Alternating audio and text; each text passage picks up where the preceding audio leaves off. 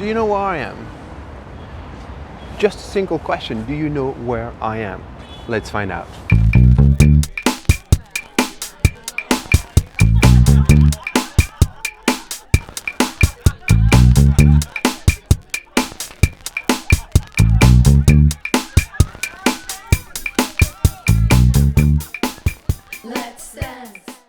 Hello, welcome back on Laughing Museums. My name is Cedric, and today I realize I haven't taken you guys to the place where I have been working for the past decade, the place where my mother used to drag me from the age of 4 years old, and that is as simple as it is. You might actually recognize it by yourself.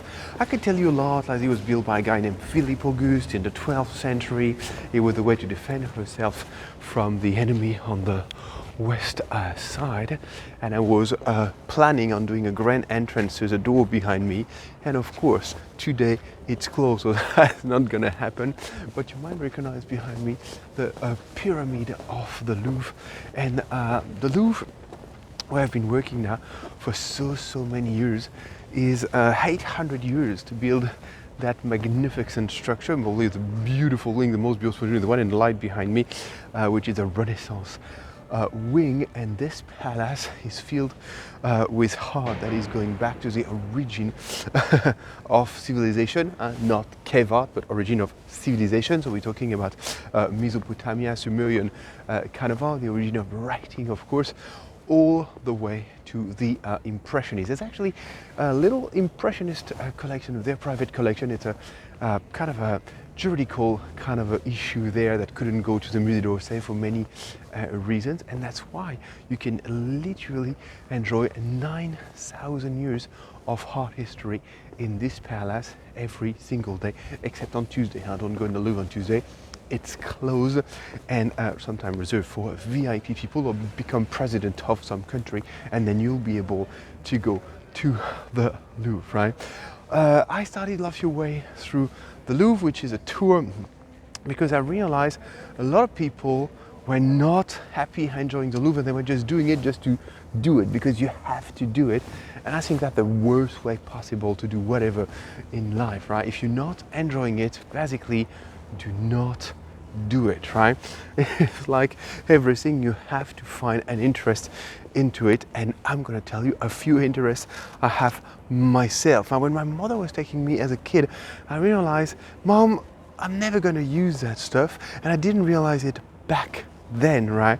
I just read somewhere on a podcast I'm following, a fantastic girl on Instagram named Alexandra. I'm gonna try to find the link somewhere, that 85% of the art that we are looking at, we don't enjoy. How crazy is that? Most of the time, 85% of what we see, we just don't like it. That means a little 15%, yes, we're quite picky.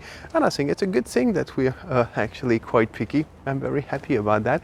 So do not hesitate. If there's something you don't like, it's totally normal. It's mostly what you really like. Plus, you have to know here, as you can contemplate 9,000 years of art, that some pieces, some even masterpieces won't talk to you. There's a famous art historian who says it rises.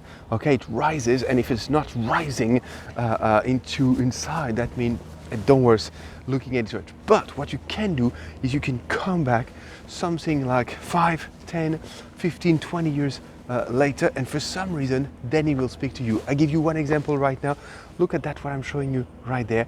Yeah, these are examples of bridges of new, completely contemporary 60s, 70s architecture, and this never talked to me before. And right now I literally sometimes stop my car just to go admire it, because I realize I miss all this for so many years, and no, it's starting to talk to me. So I'm very happy that our tastes are evolving. And that was just a quick update on the Louvre. Just something I like as you're looking at a beautiful face of the square courtyard right now, which is exactly square, by the way, is that during the time of the kings, especially the Renaissance, all the way to Louis XIV. Now, you know, Louis XIV lived in here before he moved everyone to Versailles. You really wanted to have a place here, even a small, like pied-à-terre, all the way up in the very small rooms. And why do you want that? Because if you do have one of these, then you have an address in the Louvre. And if you have an address in the Louvre, you can have some sort of a ring which is giving you a crazy power, a royal power of justice. That means you can have anyone questioned by justice and even arrested just because you have that power directly given to you by the king. So people like to have a little address here, even just a mailbox if you wish, just to be able to be close enough to power. So that was probably not the nicest stuff of Monarchia. What that was the nicest stuff of Monarchia, and I keep saying that all the time, is like that was where the artists evolve, mostly here in Paris. And evolving in the area of the kings was really good because I was creating a lot. Poets were meeting with painters, painters were meeting with musicians, and all of this will lead to a really super intellectual movement of artists, and will be kind of a emulsion to create and create even more every single day. And that's why you have so many pieces that you see in the Louvre that were actually made right here in the area, or even inside the Louvre inside. That was Cedric for Laughing Museums. If you want to know more about the anecdotes about the Louvre, don't forget that I wrote that little baby called Laugh Your Way Through the Louvre. 300 pages, 80 drawings. If you want to support the channel, that would mean the world to me. And I wish you a very good day. Don't forget, no matter what you do, if you're not doing it with a smile, well, you're doing it wrong.